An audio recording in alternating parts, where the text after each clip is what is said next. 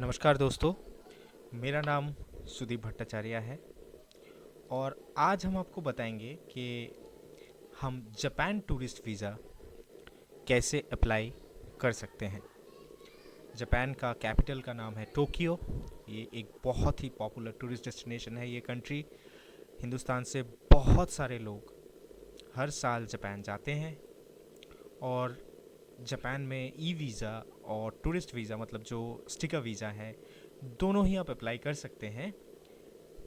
E visa के बारे में ये वीडियो नहीं है। आज हम आपको बताएंगे कि हम जापान स्टिकर वीज़ा कैसे अप्लाई कर सकते हैं। तो इसके लिए सबसे पहले आपको VFS के वेबसाइट पे जाना पड़ेगा, जो कि है vfsglobal.com। तो जैसे ही आप VFS की वेबसाइट पे जाते हैं, आपके पास यहाँ पे ऑप्शन आता है कि आप कौन सी कंट्री से और कौन सी कंट्री के लिए अप्लाई कर रहे हैं। तो हम इंडिया से अप्लाई कर रहे हैं तो हम इंडिया सिलेक्ट करेंगे, और हम जापान जाना चाह रहे हैं तो जापान यहाँ पे सिलेक्ट करेंगे और फिर हम वो वेबसाइट पे पहुँच सकते हैं जहाँ से हम ये वीज़ा के बारे में इंफॉर्मेशन हासिल कर सकते हैं। तो यहाँ पे हमको देखिए, यहाँ पे 4 ऑप्शंस दिए गए हैं: apply for a visa, book an appointment, find a centre and premium services. तो हमको अप्लाई फॉर अ वीज़ा जो स्टार्ट नाउ ऑप्शन है, यहाँ पे क्लिक करना है और फिर यहाँ पे आइडेंटिफाई वीज़ा टाइप, यहाँ पे जो है, यहाँ पे हम आपको क्लिक करने के लिए बोलेंगे। और यहाँ पे फिर देखिए, यहाँ पे ऑप्शन आ रहा है वीज़ा टाइप, जो आपको चुनना होगा। तो अगर आप एक टूरिस्ट हैं और आप सिर्फ टूरिज़्म पर्पज से जा रहे हैं तो आपको, आपके पास कोई गारंटर तो अभी होगा नहीं। इसके लिए आपको जो ऑप्शन सिलेक्ट करना है वो है वीज़ा विदाउट गारंटर। लेकिन उसके पहले आपको आपका जुरिसडिक्शन सिलेक्ट करना है। तो अगर जैसे अब मैं ये जुरिसडिक्शन सिलेक्ट कर रहा हूँ, जो कि है कोलकाता, जो कि वेस्ट बंगाल जुरिसडिक्शन के अंदर आता है। तो जैसे मैं आपको बता रहा था, तो सबसे पहले आपको टेम्पररी विजिटर वीज़ा और साइट सीइंग विदाउट गारंटर ये ऑप्शन सेलेक्ट करना है, क्योंकि वहाँ पे आपका कोई गारंटर नहीं है। तो यहाँ पे देखिए, आपको दिखाया जा रहा है कि 4-5 ऑप्शन अब यहाँ पे अवेलेबल है: overview, visa fees, documents required, photo specification, processing time और डाउनलोड।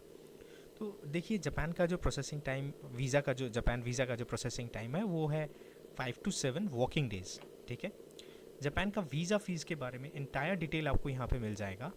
और यहाँ पे आपको जो इंडियन है, जो इंडियन का जो वीज़ा फ़ीस है वो आप यहाँ पे देख सकते हैं, single entry, multiple entry.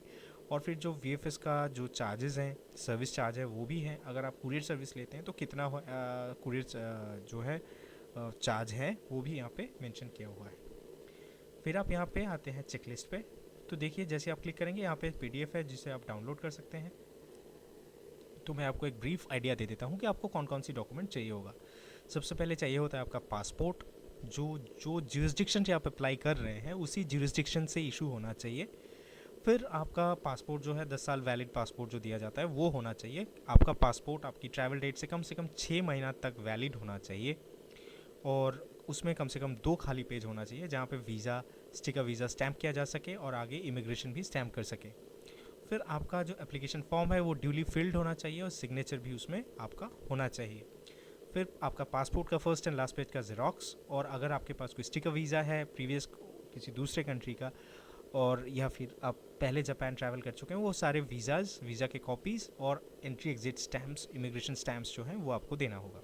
Photograph आपका एकदम नया होना चाहिए। उसमें उसका जो मेजरमेंट्स हैं वो है 45 mm into 35 mm। White background, 70 to 80% face covered उसमें होना चाहिए। और फिर आपका आता है कवरिंग लेटर। कवरिंग लेटर कैसे लिखना होगा वो हम आपको बता देंगे यहाँ पे। फिर आपका ऑक्यूपेशन प्रूफ, अगर कोई सेल्फ एम्प्लॉयड है तो उनके लिए उनका बिजनेस रजिस्ट्रेशन सर्टिफिकेट्स, यानी कि ट्रेड लाइसेंस, GST सर्टिफिकेट्स।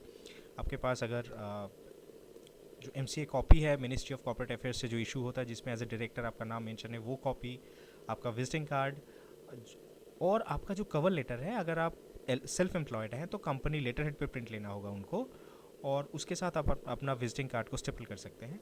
और अगर आप एम्प्लॉयड हैं तो आपका पिछले 3 महीने का जो सैलरी स्लिप है, उसके साथ आपका कंपनी का ऑफर लेटर और NOC। ये जो NOC है, नो ऑब्जेक्शन सर्टिफिकेट, वो कंपनी की तरफ से इशू होना चाहिए, वो कंपनी की लेटर हेड पे प्रिंट होना चाहिए।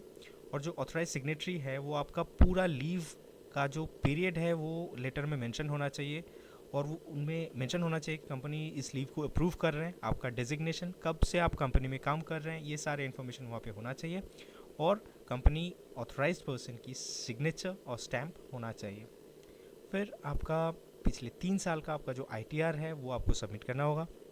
ITR का अगर आप सिर्फ एक्नॉलेजमेंट पेज सबमिट करें तो वही काफ़ी रहता है। 6 महीने का bank statement, saving bank statement आपको सबमिट करना होगा, जिसमें बैंक का स्टैम्प साइन होना बहुत ज़रूरी है।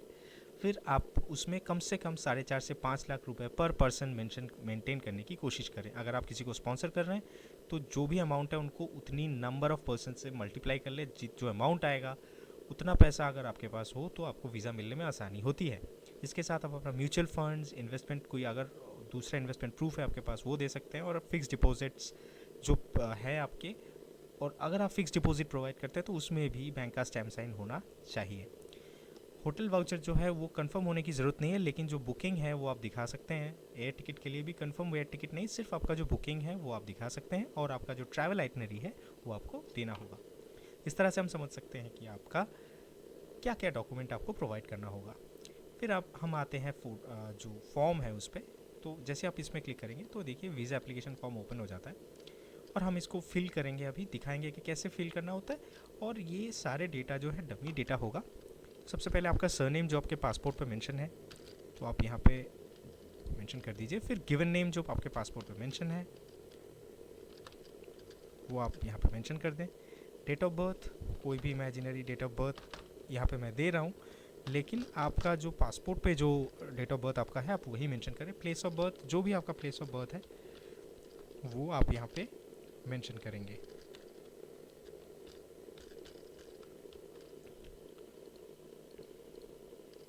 फिर आप अपना जेंडर यहाँ पे चूज़ करेंगे। फिर नेशनैलिटी, आपका जो नेशनैलिटी है वो आप लिखेंगे, और अगर आपका कोई प्रीवियस नेशनैलिटी रहा है वो भी आप यहाँ पे मेंशन कर सकते हैं। जो आईडी इशूड है, गवर्नमेंट इशूड आईडी है, वो मैंडेटरी नहीं है तो नॉट एप्लीकेबल आप कर सकते हैं। आपका जो पासपोर्ट टाइप है, जो ऑर्डिनरी पासपोर्ट ही होगा, वो आप यहाँ पे चूज़ करें, और आपका जो पासपोर्ट नंबर है वो यहाँ पे आपको लिखना होगा। प्लेस ऑफ इशू आपके पासपोर्ट पे लिखा होगा, जो कुछ भी लिखा होगा आपको वहीं पे ये वहाँ पे लिखना है। इशूइंग अथॉरिटी जो है आप वो यहाँ पे मेंशन करेंगे आपके पासपोर्ट के।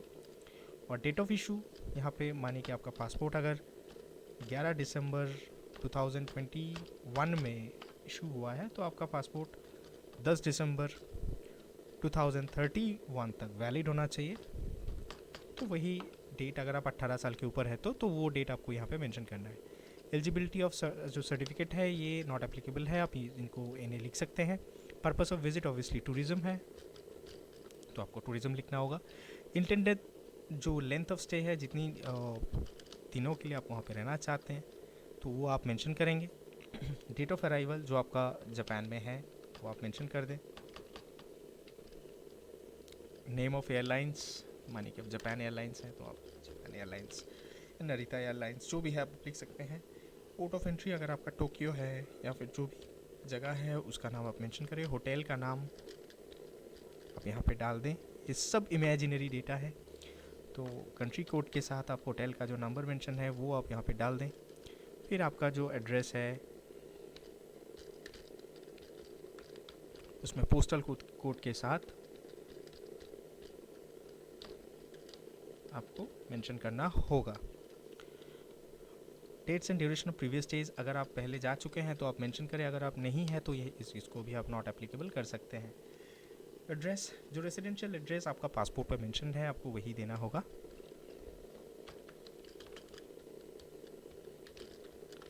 ये भी इमेजिनरी डेटा है।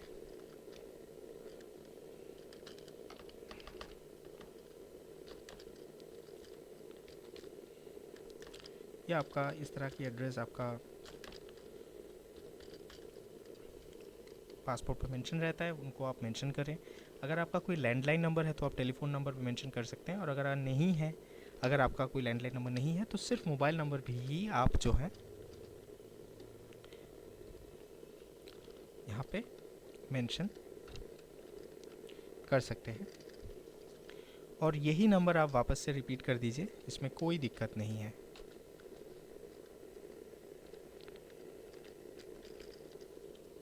ईमेल एड्रेस, जो भी आपका ईमेल एड्रेस है आप यहाँ पे मेंशन करेंगे। फिर आता है आपका जो करंट ऑक्यूपेशन है। करंट ऑक्यूपेशन में आप अगर सेल्फ एम्प्लॉयड है तो आप कंपनी डायरेक्टर, अगर आप हैं तो आप ये लिख दीजिए। कंपनी का नाम,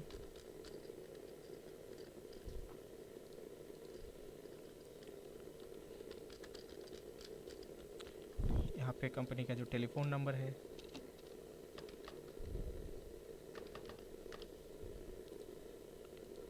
उनको आपको मेंशन करना होगा। देखिए ये डेटा डमी है, लेकिन आप ओरिजिनल डेटा ही दीजिएगा। कंपनी का जो भी एड्रेस है, पूरा एड्रेस वहाँ पे आप मेंशन कर दीजिए।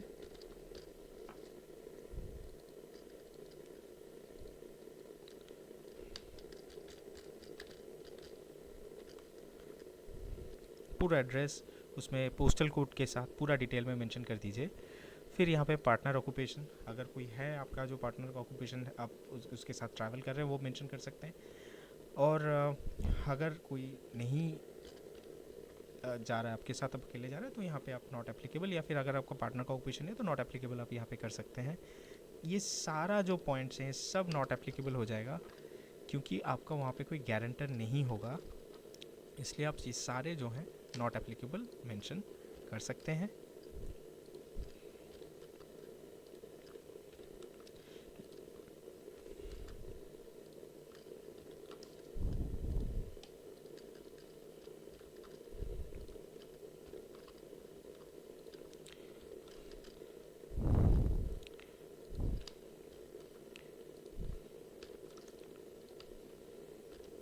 जैसे यहाँ पे आप सारे नॉट एप्लीकेबल मेंशन करेंगे, और यहाँ पे जो क्वेश्चंस हैं जो मोस्टली नो ही होगा, तो आप यहाँ पे सारे उस पे नो जो है ऑप्शन सिलेक्ट कर लेंगे। फिर उसके बाद यहाँ पे जो डेट ऑफ आपका एप्लीकेशन है वो आप यहाँ पे सिलेक्ट कर लीजिए, मतलब लिख लीजिएगा। और फिर इस फॉर्म को आपको जो है यहाँ से डाउनलोड करना है। जैसे आप डाउनलोड करेंगे, आपको उसका प्रिंट लेके यहाँ पे आपको अपना जो सिग्नेचर है वो सिग्नेचर आपको वहाँ पे करना होगा। तो इस तरह से जो है आप फॉर्म को फिल कर सकते हैं। अभी जो है हम आपको दिखाना चाहेंगे कि अगर आप कवर लेटर कैसे लिख सकते हैं। तो मैं आपको एक cover letter, dummy cover letter लिख के दिखाता हूँ कि कैसे आप कवर लेटर को लिख सकते हैं। देखिए सबसे पहले हमको एड्रेस करना होता है कि हम किसको ये कवर लेटर लिख रहे हैं। तो हम लिखेंगे टू द वीज़ा ऑफिसर,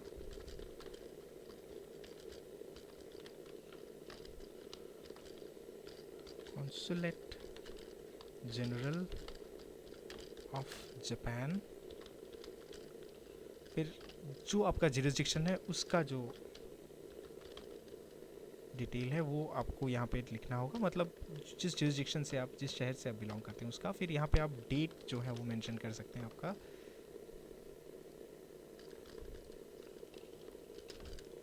फिर जो डेट है आप वहाँ पे, माफ़ कीजिएगा, मेंशन करें कोई भी डेट।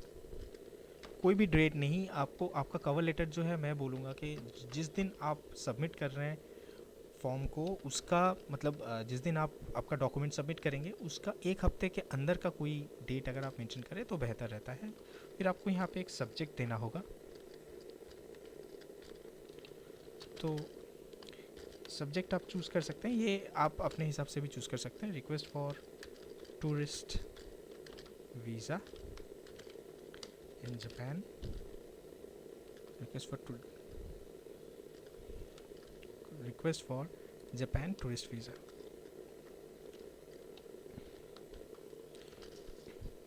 और फिर यहाँ पे जिस तरह से हम लेटर लिखते हैं उसी तरह से यस सर और मैडम मेंशन करेंगे कि आई, जो भी आपका नाम है वो नाम आप मेंशन करेंगे। होल्डिंग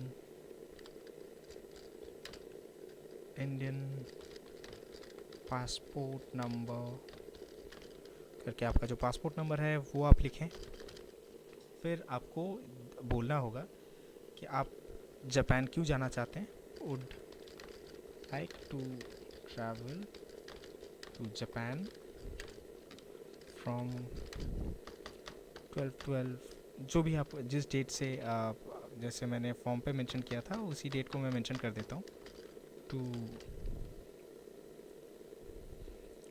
यानी कि 7 दिन के लिए या जो भी आपका ट्रैवल डेट है वो आप मेंशन करेंगे यहाँ पे फॉर टूरिज़्म पर्पस।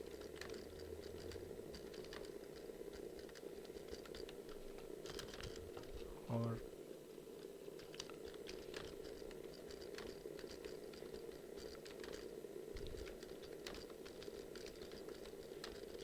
बोल के यहाँ पे आप अपना जो जो आपका साथी है उनका डिटेल दे सकते हैं। और अगर आपके पास कोई साथी नहीं है तो आप इनको ये लिखने की जो एक टेबल मेंशन करना होगा आपको यहाँ पे। मानिए अगर आपके साथ कोई ट्रैवल कर रहा है तो आपको इस तरह लिखना है कि आप एक टेबल को इंसर्ट कर लें।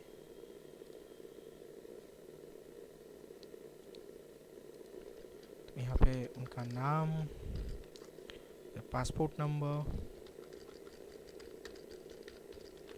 और फिर रिलेशन जो है आपका वो आप यहाँ पे मेंशन करें। जो भी उनका नाम है, जो भी उनका पासपोर्ट नंबर है और जो भी आपका रिश्ता है, मानिए कि फ्रेंड है तो उनका आप डिटेल दे दें। फिर आपको देखिए, ये मैं आपको जो दिखा रहा हूँ ये बस एक फॉर्मेट है, आपको ये ज़रूरी नहीं है कि आप इसी फॉर्मेट को फॉलो करें, ठीक है, आप अपने हिसाब से भी लिख सकते हैं। और फिर आपको लिखना होगा कि आपका जो जो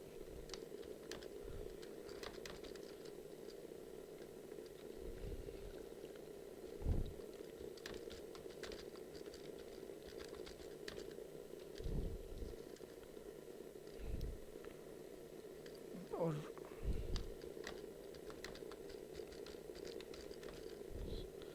मानिए कि business person and my company name is XXX and फिर आप मेंशन करें कि कौन आपकी ट्रिप को जो है स्पॉन्सर कर रहे हैं। I would like to bone all the expenses for my trip and I like to stay बोल के जहाँ पे आप जो होटल पे आप रहते हैं ABC होटल, जो आप जिस होटल पे आप रहना चाहते हैं या फिर आप अपने होटल जिस होटल को आपने बुक किया है उसका डिटेल आप प्रोवाइड करें ड्यूरिंग दिस पीरियड। अगर आपके पास मल्टीपल होटल हैं वो डिटेल आप यहाँ पे मेंशन करें। फिर आप यहाँ पे बोलिए कि I will carry sufficient fund and foreign exchange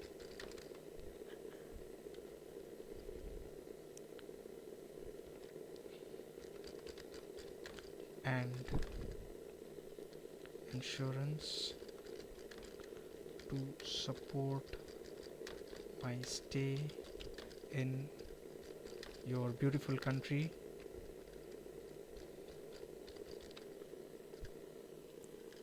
and will not be a burden on you under any circumstances। और फिर मेंशन करिए कि if you want to have any further information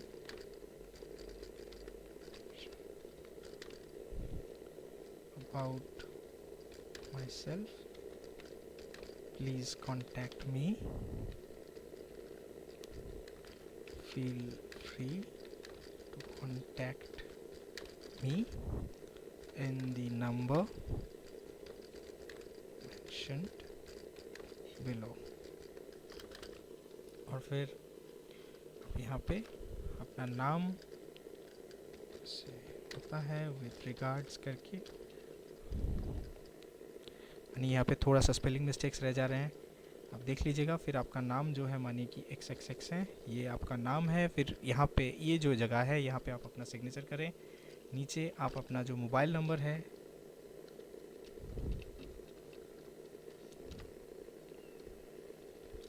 उनको आप मेंशन करें,